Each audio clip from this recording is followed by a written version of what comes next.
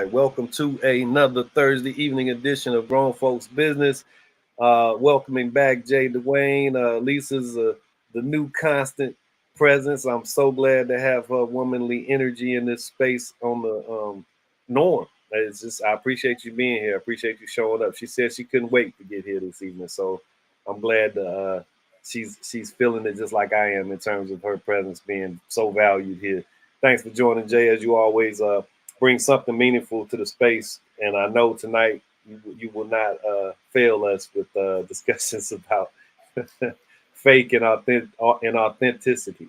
So this is going to be a good show, I believe.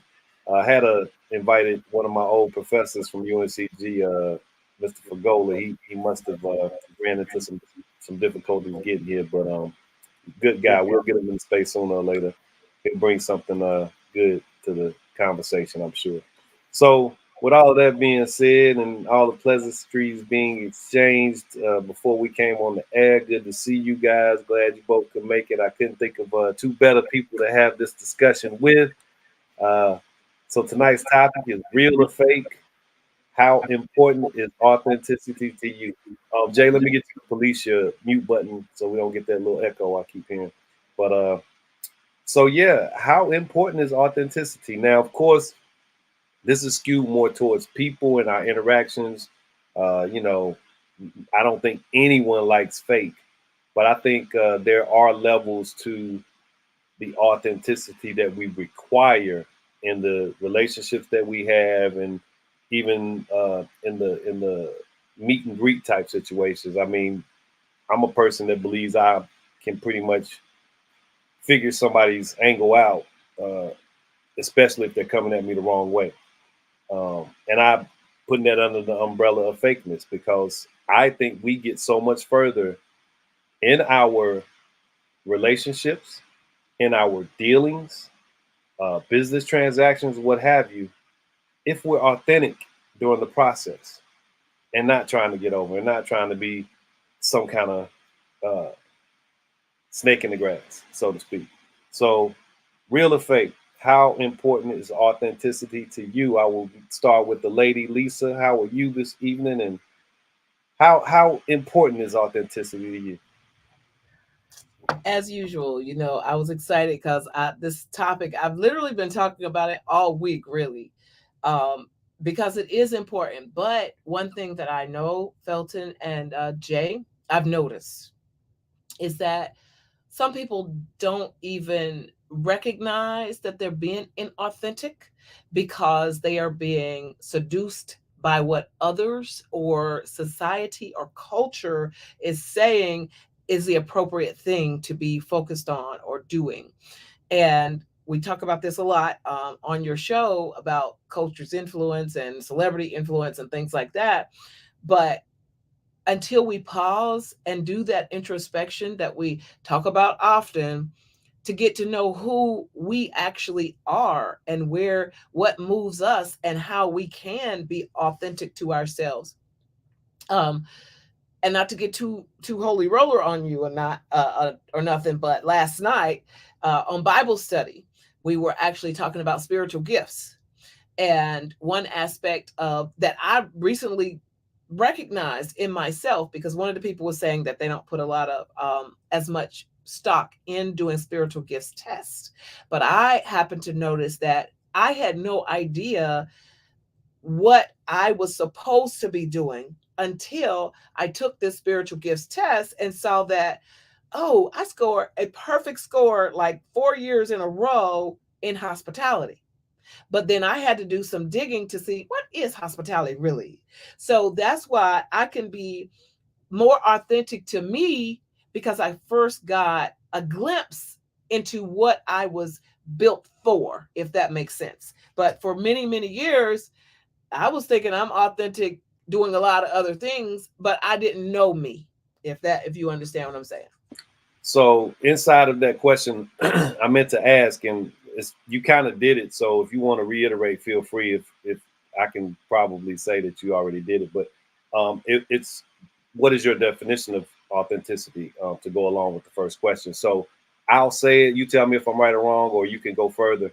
But authenticity in your definition would be being true to yourself and your purpose. That's okay? So yeah, I think I was just on the phone with a buddy of mine earlier, and we were talking about career paths and the navigations of life at this stage. And he was like, I was telling him everything had going on, and some of the stuff with teaching and some of the consulting work. And he said, yeah, he said, man, I'm just glad you're out there in the community, you're doing what you want to do, and that's who you are. And he's like, I didn't. He said, I didn't think you'd be selling cars still right now. And I said, yeah, I kind of didn't want to do that, but I don't discount that experience. And then he literally said, you don't know what you want to do until you do some things you don't want to do. So much to that, I don't questionnaire you took that kind of guided you towards understanding that you are a hospitable person and you desire to be someone who makes a customer or a person that you interact with experience that much better. Yeah, you got to go through some things to find out what you don't want to do, and you just took a test that kind of steered you in the right direction, I guess, a little quicker. Jay, coming to you, man. How important is authenticity to you, and can you give your definition of authenticity?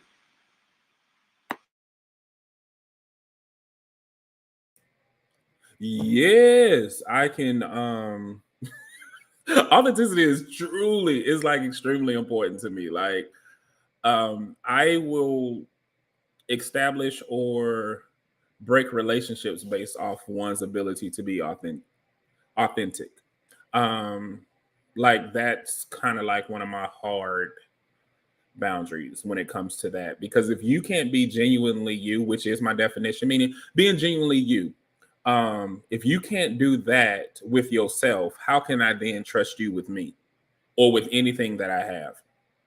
um I think the biggest threat to authenticity is cultural norms.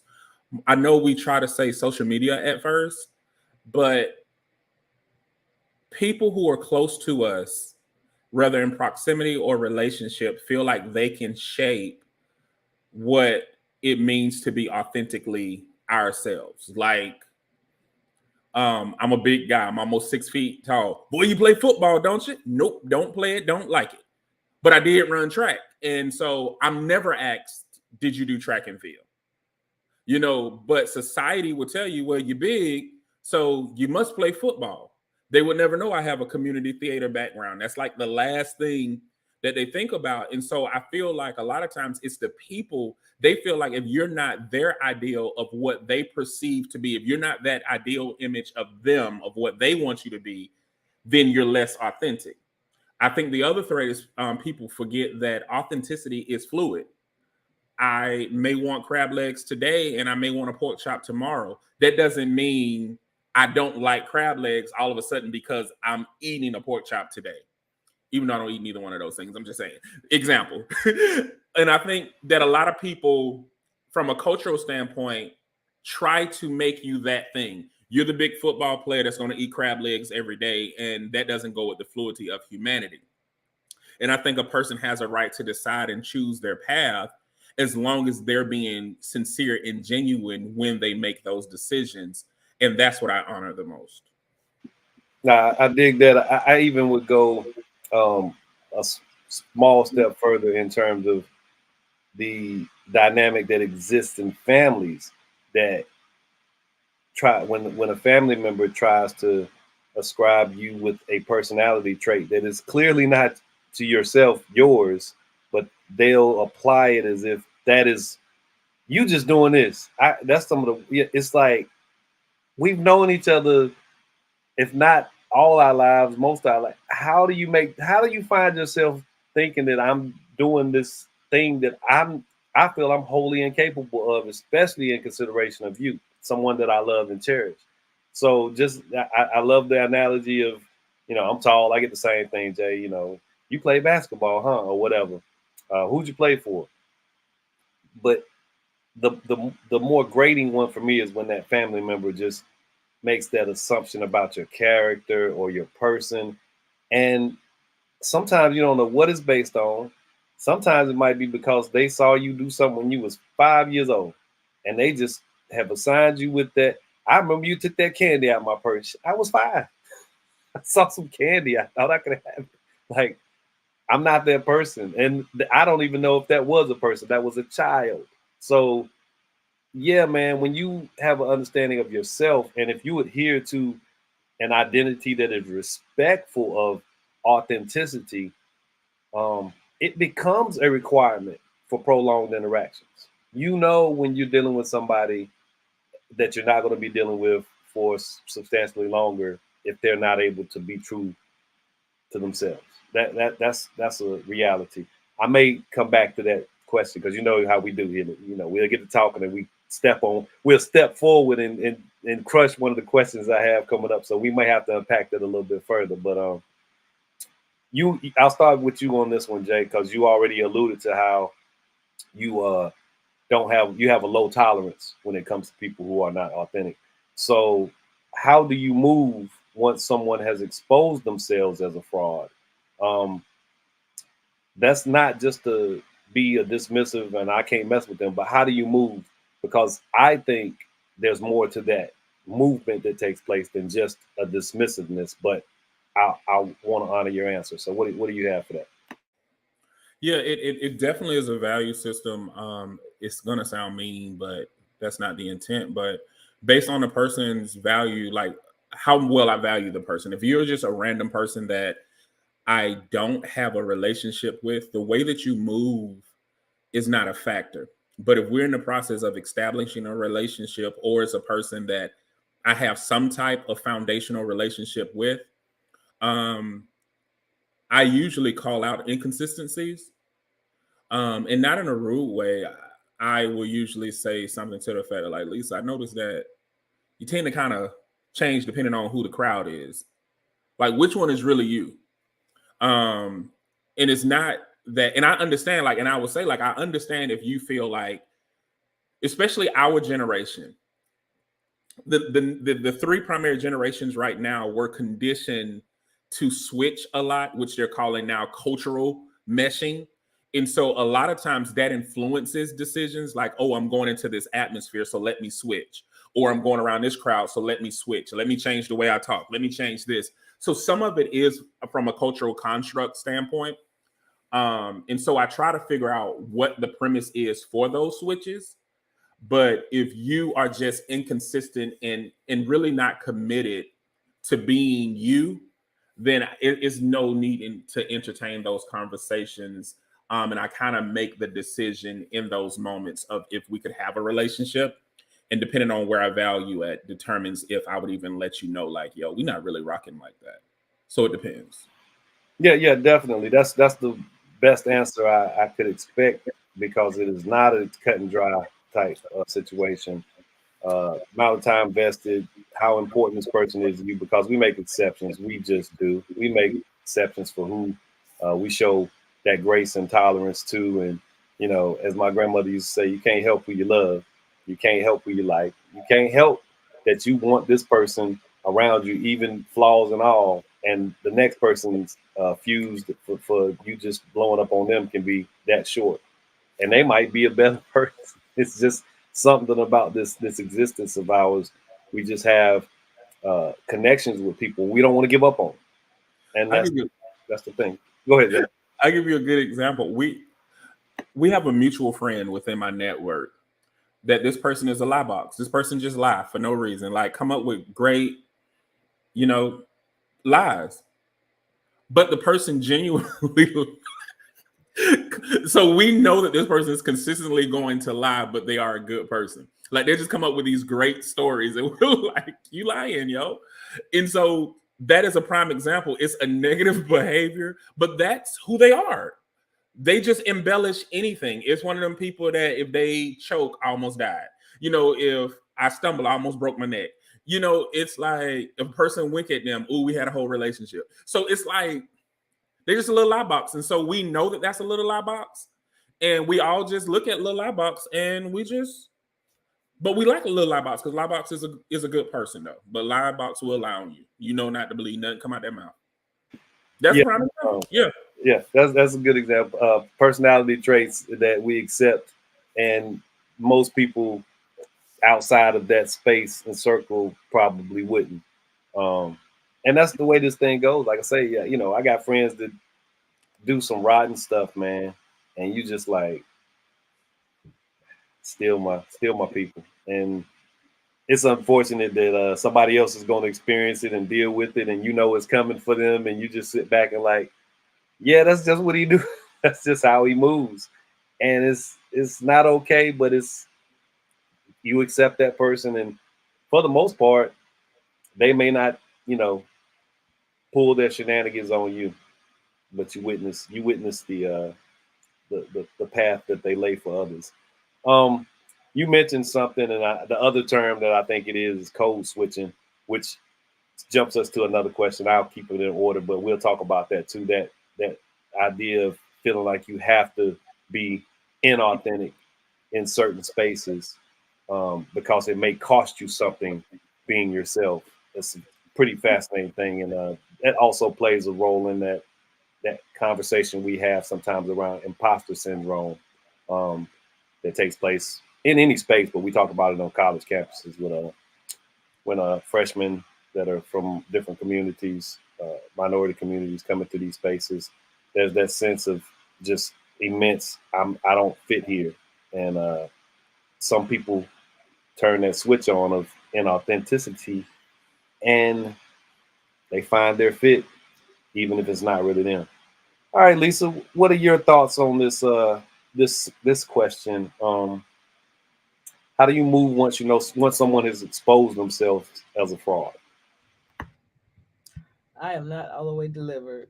Um, and I don't work well with like, bless you, Jay, but I know you're in theatrical and kind of thing, so you guys may have to have a different tolerance. But I'm trying to have so much integrity with my own life, and I'm having to check myself so much. I don't want to be checking for you. So if you show me who you are, then I just got to put you away.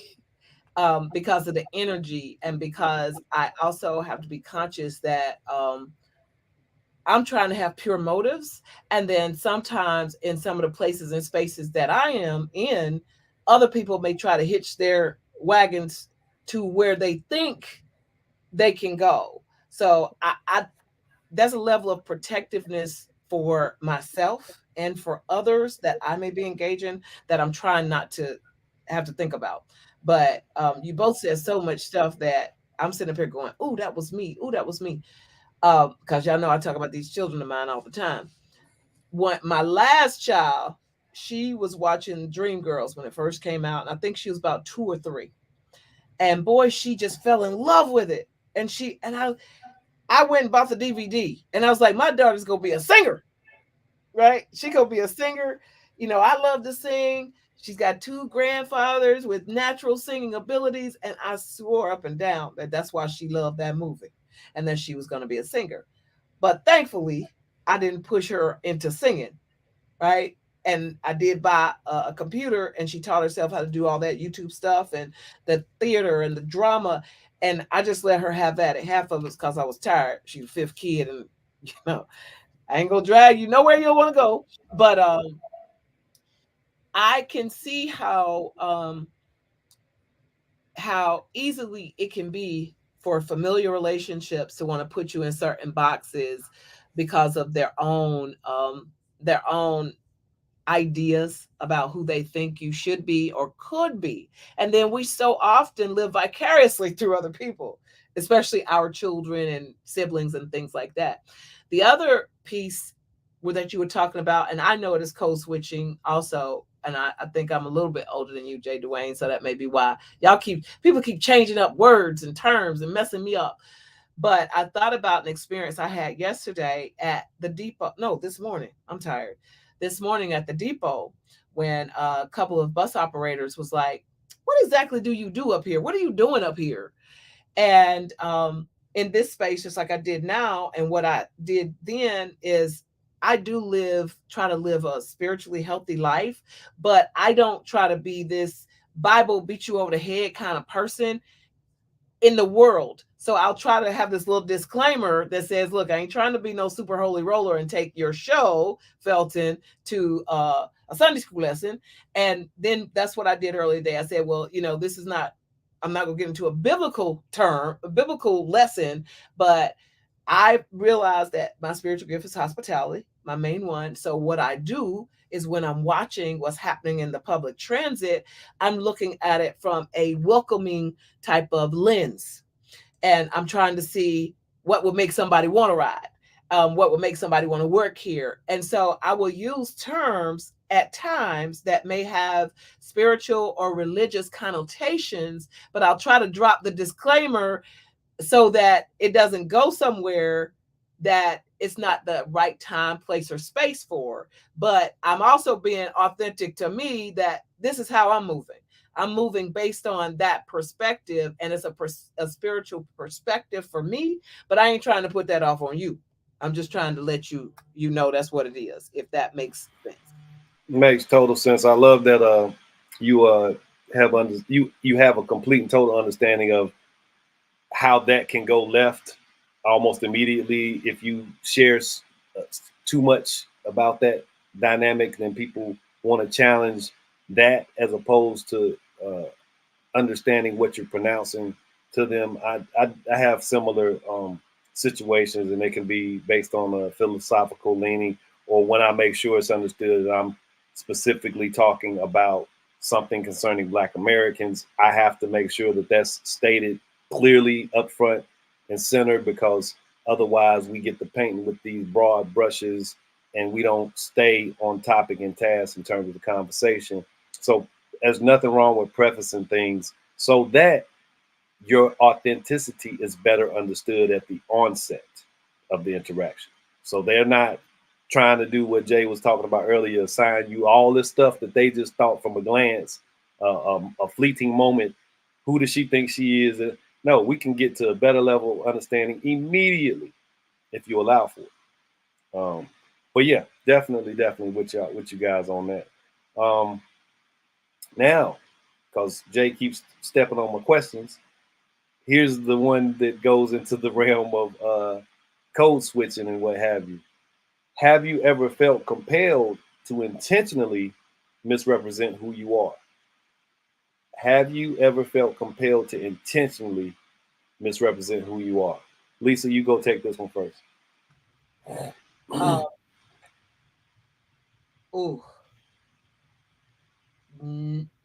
want to say not a really strong no, because I've been in some situations that I didn't want to put in the energy to explain my situation. Okay.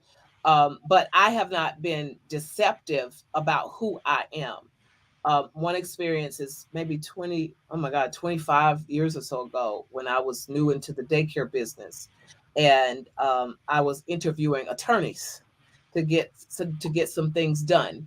And I saw several of them before I decided to settle on one. And one of them, who I ended up going with, he was like, well, wow, what college did you go to? You're so on and so forth. And I said, I didn't go to college. I have a GED, right? So I was confident that I was being authentic to who I was without even knowing it. And also at the same time saying, that's not something I even need to hang my hat on based on what it is I'm doing. But there are spaces and places that I won't talk about which colleges I went to or what experiences. Like, if you looked at my Facebook page, I only have one school up there, but I've gone to 4.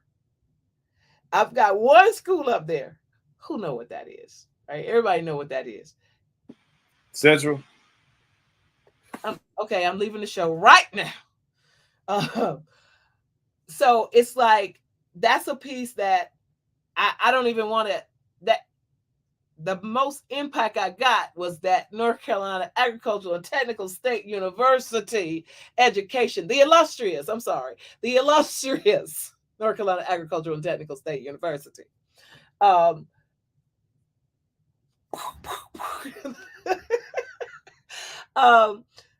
But the other schools, I went, but I don't go into explaining that. I don't know if I ever talk about it, because they didn't have the impact on me. So that's why I don't have the hard no, because there are pieces of me that I just don't feel like even putting out there because they weren't nearly as important as NCAA.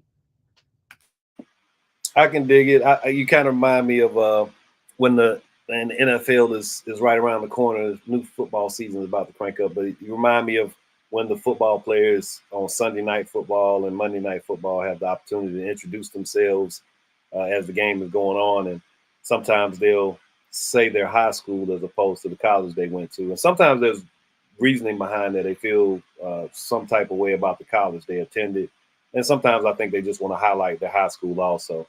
But yeah, speaking of those formative years, I think if there's a time that I think of in my mind where I may have been understanding of myself acting outside of who I actually was, it was probably during high school, during those periods of times. You got to get your cliquish stuff going, and you got to fit in, and you got to be a cool guy or whatever the case may be. And I used to call it, you got to woof up. You got to woof up. You got to be tough and carry yourself a certain way in certain settings, and that can go counter to who you are becoming, because the formative years are critically important to shaping and molding. That's when you find out and kind of commit to certain ideas of what you do and don't like, especially from that stage of newness, because it's the first time you trying this and the first time you going here or there, what have you. But yeah, being in those circles, being in those little cliques and trying to hang with, the cool kids, uh, I knew at points that I was not being my authentic self, and it was tough. It really was like a situations of like stress and strain unnecessarily, because I don't think me being more of who I thought I was at that period of time would have been detrimental to some of those relationships. It may have enhanced them, but when you got to try to figure out how to put on some fly gear and make sure you go talk to the right girl and everybody sees it so they know that you got some game and da da da. You kind of get lost in the sauce, and I think that's a natural tendency of our adolescence and growing up. But at the same time, I think we can do a better job of making people okay with who they are a little quicker in life, and letting them know it's okay not to be cool, not to fit in. Jay, you still there? I know you got your webcam image up. Yeah, I'm still here. I'm trying to figure out why I'm messing up. So yeah, but I'm still here though. Okay, well, I'm coming to you to answer that question. I'm interested in hearing what you have to say. Have you ever felt compelled to intentionally misrepresent who you are?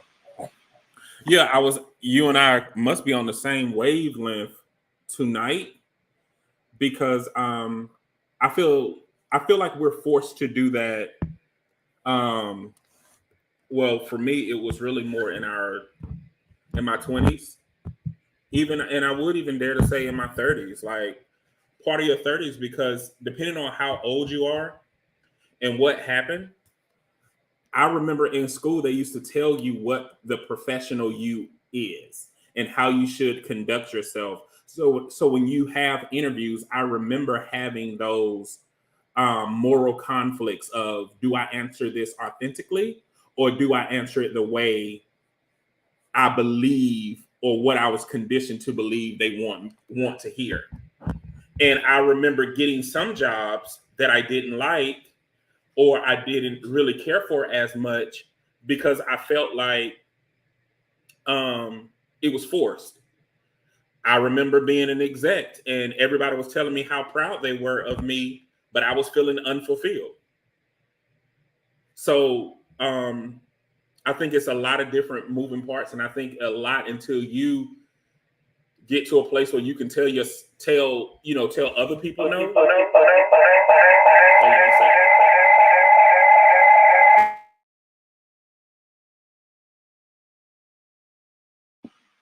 Okay, he must have found out whatever was there. No, You go. You got it. and I feel like until we get to a place where we're okay to say no to being anything outside of ourselves, there's going to be some level of force. And when I think about this, it's even like when we're around family members, I guess that's the part that gets me the most. People switch up when they're around certain people, and I'm like, oh, so you're not big and bad because you're around your mama now, or you're acting this way because you're around your cousin now. So people act fake and phony in a lot of different instances, and so those are the things. It's kind of like going back to what Lisa was saying earlier. If you can't be yourself around the people you say you love and cherish the most, I know I can't rock with you. If you holding back in those spaces, it ain't no telling me what you're gonna do behind closed doors in those meetings and boardrooms and things like that. So that's where I'm saying, like, yes, I felt it a lot, and and I feel like a lot of us have been conditioned to be fake, and we don't even know it's being fake. We're thinking it's business moves, it's being strategic, and what it's doing is really just killing yourself. Yeah, you definitely are mashing up the person that you probably are more of, and you can carry that in a way that you per you corrupt your authenticity to a point and state that nobody can relate to you, and you lash out because you think you're relatable. And it's like, no, wait a minute, you just did this, now you're doing that. When this person comes around you this way, when we're in this space, you're doing this. I can't keep up. And, it's almost like a person with multiple personalities, and that can get frustrating and grating, and it can deplete from an authentic person. It really can disturb your chi, or your energy levels when you're surrounded by somebody that just has a million and one motives and faces that they show. So yeah, I totally agree. It's kind of perilous, but at the same time, there's fulfillment in that journey if you allow for it. But if you just commit to, I have to be this way when this person's around, I got to be this way when I'm in this circle of friends. Oh, when I'm with these people, man, I can't chase all of that. And like I say, the time that I remember most being someone in that of that type caliber, uh, not being able to be myself, was when I was young, when I was a teenager. That was being in those spaces, trying to be with the cool kids, trying to hang out with the fellas, be on the block, whatever the case may be. That stuff can just wreak havoc on your wholeness, your internal peace if if you let it. So yeah, I definitely those were some tumultuous times, man. How good is your fakery radar? Has it ever failed you? Is it judgment, discernment, or something else? So that's a bigger question. So how good is your fakery radar? Has it ever let you down? And do you consider it judgment, discernment, or something else when you kind of are using that fakery radar? Lisa, what you got? Man, my fakery radar is like it's constantly calibrated, and I'm very thankful. And up until this point though, I can kind of see people and like, do they think I'm crazy? Or I take it like this, that they don't know me, and they don't know that I can see through what they're doing. Right? I see you. Um, but I don't do anything usually but take the information and then decide what I want to do with you. Because some people will try to feed me stuff. So for instance, um, several people like, oh my God, you're so smart. Oh my God, you've done this so good. And they're not all dramatic and stuff. But then I'm like, yeah, I don't need gassing up. Right. No, I'm good. Like that's not one thing I need, like all that. But then when certain people do it and I've seen them move in other spaces, I'm more apt to call them out. So why are you doing that? And I'll do it. I won't do it in a way to try to humiliate them, but I would do it in a way that's like, you do know I already saw you, right? And then I might crack a joke or two, be like, you must be one of the people who think I'm Claire Huxtable too, that I wasn't raised in the projects and I got a different. And then they be like, girl, that kind of thing. They don't do that to me no more. So I have to remind them that I do have a fakery meter, or whatever terms you use. You know, you give me some words. But I hadn't thus far, thank God, not picked up on it. But then I am pretty guarded too. You know, I'm pretty, I just don't let everybody have stuff. And there was someone that I helped out with something. They asked me if I knew somebody that could help them, and I said, don't tell them I sent you. Okay, I just don't tell them I sent you over there. But then the first thing they did, they called me back 2 days later and said, yeah, I know you said don't tell them, but this person had all these great things to say about you. They're so proud of you. They think you're this, that. That ain't why I said that. So, but see, they were like, oh, she must have a secret, right? So here I'm trying to help you, but then you decide, you just go totally disrespect what I. So what you think I did with them? They dropped, like, I'm never doing anything for you anymore. And because I had to deal with something that, and I told them it's none of your business why I didn't want you to do that. I was doing you a favor, and now that I see you and appreciate that, then I don't do nothing else for you. And I'll do it like that, you know, smiling, letting you know I still love you as a human being, but I ain't got nothing for you no more. Yeah, so you kind of gave I'm guessing there may have been some things that prompted you to make sure you were emphatic not to do that, besides just the person's personality. That's me being protective of what yeah, I know can happen from just me sending. See, I know once you drop my name, that other person is going to think they've got something that I don't want them to think they have. But, and I didn't even know this person was going to do that. But I just decided to, let me just go ahead and protect myself and say, don't do that. Yeah, the protecting of yourself you mentioned earlier, and that's really critical. Protecting your peace. This is a big part, I think, of actually being an authentic person, because you're not giving a whole lot of things to keep up with. And I know I'm like this when I'm with this person. I know I'm like that when I'm over here, and I know I said I would do this, and I know you just get to kind of, you know, take things moment by moment, because you're actually a consistent individual, and a big part of that is being authentic. But yeah, setting that situation up for finding out that you're dealing with someone who kind of disappointed you.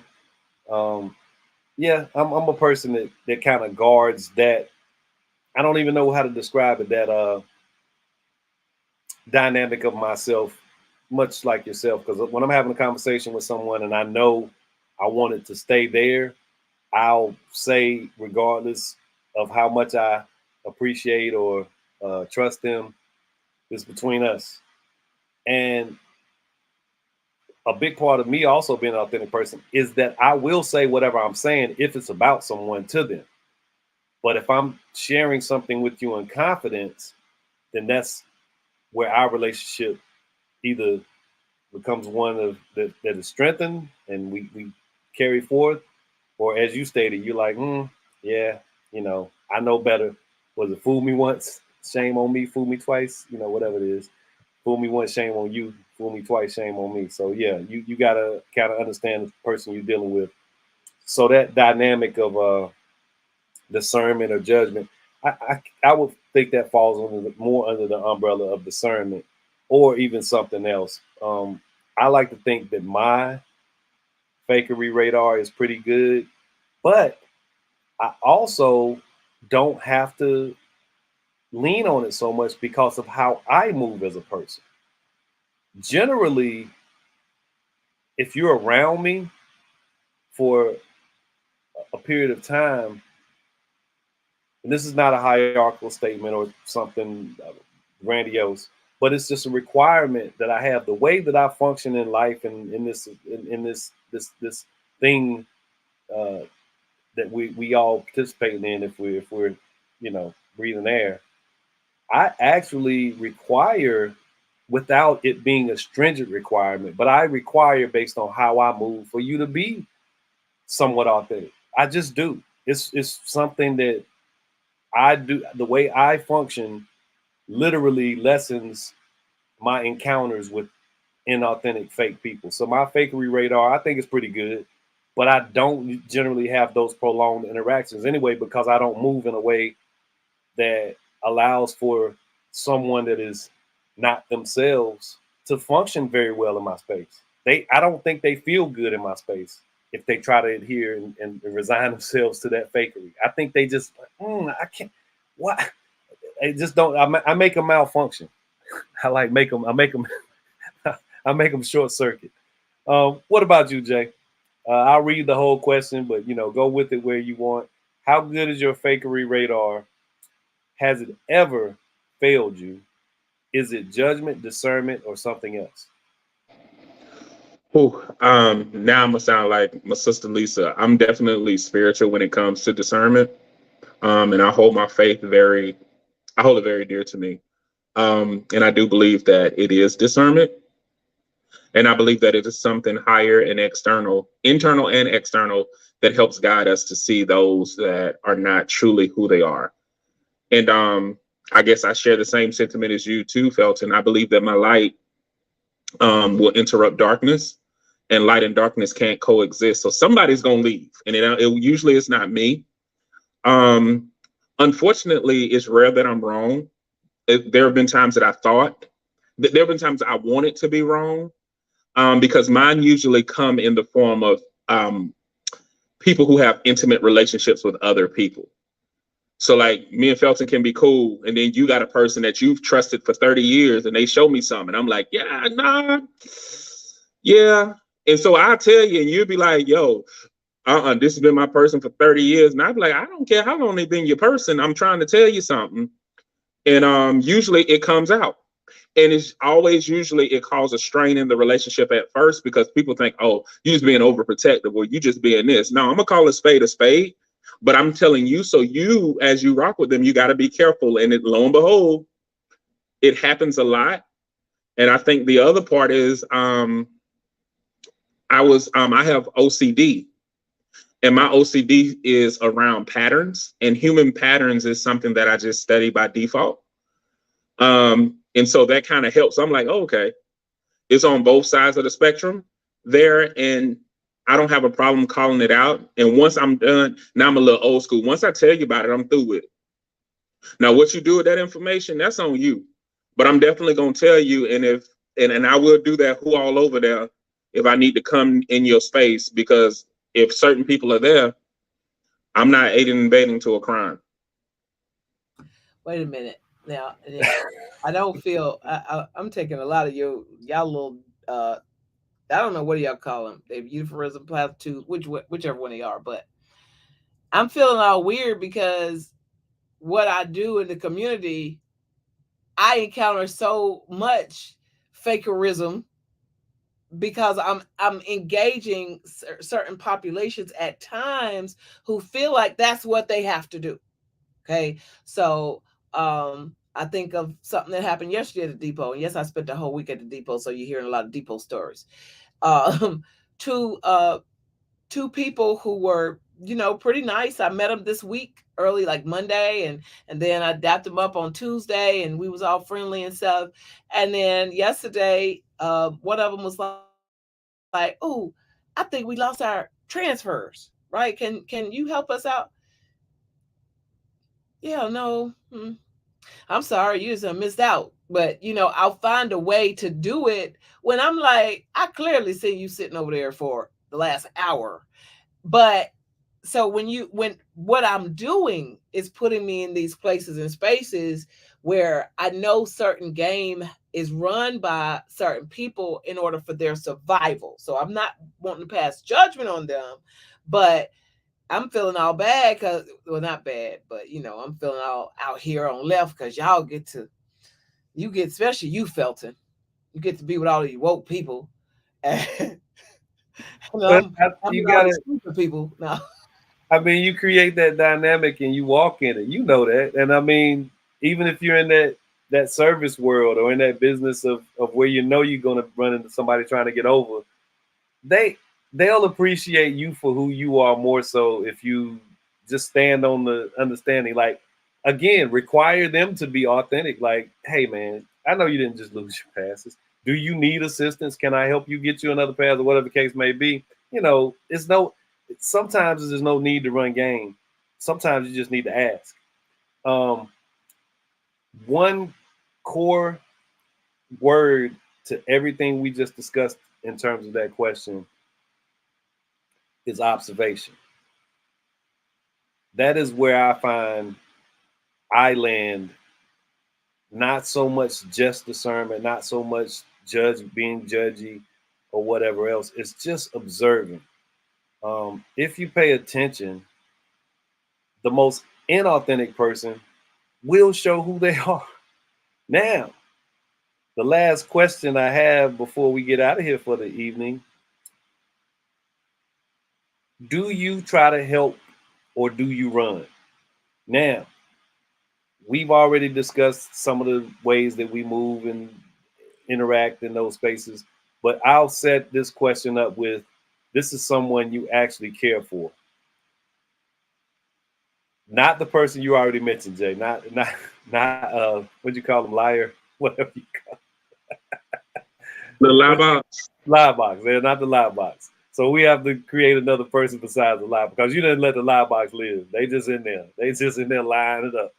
But with someone that you actually care for, who's struggling with being authentic, do you help or do you run? And just kind of answer that the way you like, and we'll get out of here. But do you help or do you run? Lisa, what you got?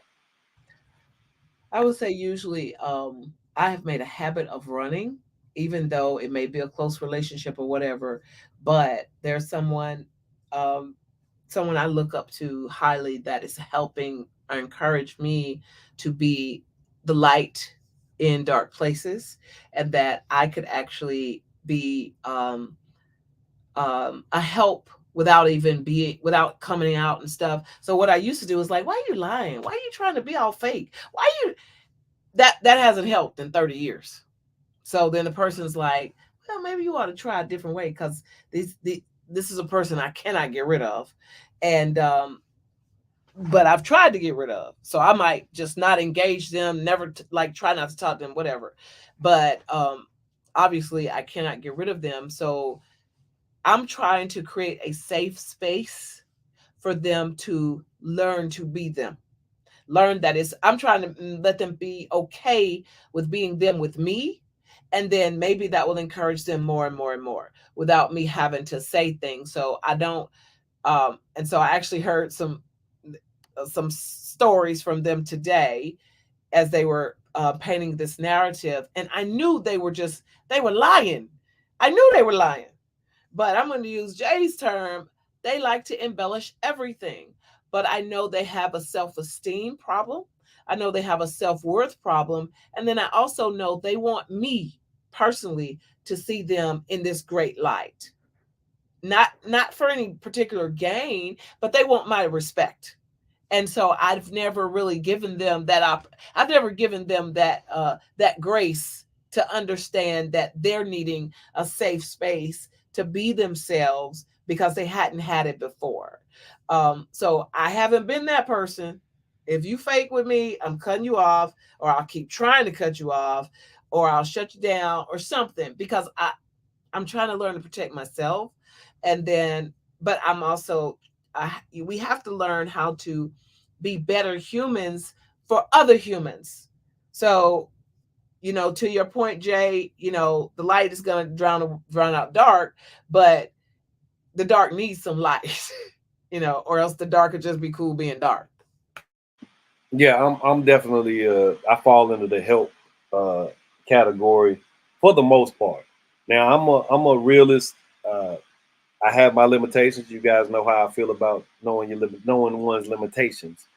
But I do fall under the help um, umbrella in terms of when I care and I know that this person is decent and may be attempting and is not resigned to the darkness, so to speak. Yeah, I'm there to help and to hold them accountable as they want to be held. Because dealing with me, once again, it's hard to just be on some BS and I just be like, okay, I'll be like, huh? And we hold on a minute, we gotta talk about that. And generally, either they run or they stay in, and we help each other because it's all about the exchange. But yeah, man, they'll run before I do because I require the interactions with me require some authenticness that their other spaces may not. But with me, yeah, I'm here to help. I'm here to help everyone as much as I can. I just am. Jay, what you got, man? You helping or running? No, I feel like we all basically saying the same thing. It depends, right? uh, but yeah, I'm definitely a helper. I don't run from nothing unless it's dangerous. Um, there are some key people, and I'll go with Dr. Martin Luther King's letter from Birmingham jail. He told us about the moderates. That fakery is dangerous. And then we do have some cooning that's dangerous as well. So it depends on the level of what it is, and the severity of what it is will determine if I need to get out of there. You know what I mean? I be straight. What was it? Miss Sophia in Color Purple. Get my babies out of here. That'll be me. Because if it's dangerous, I'm gonna have to remove myself and those that I do care about quickly from those situations. Because a dangerous person, that joke can spread. But if there's a chance to help, I will extend that olive branch and hope to help.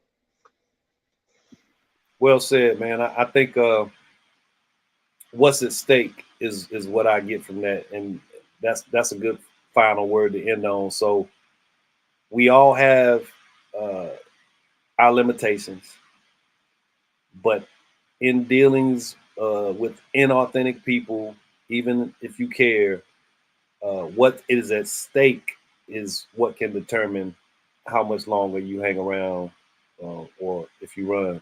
So yeah, I do like that idea of knowing what's at stake. If they're jeopardizing your well-being, whether it be emotionally or physically, um, that might be a time to do what we talked about last week. I think it was last week, wasn't it, Lisa? Letting go, and just getting on with your life. Man, I always appreciate you too, Jay. Good to see you, man. Glad you on to bigger and better things with your career. I look forward to the updates. Lisa, thank you for the time as always. I appreciate you being so gung ho. Uh, Danya, thanks for all you do, working the wheels of steel. You all have a wonderful evening, and I'll catch you on the flip side. Y'all be good. Take care. Have a good evening. Thanks. Thanks, Danny. Take care.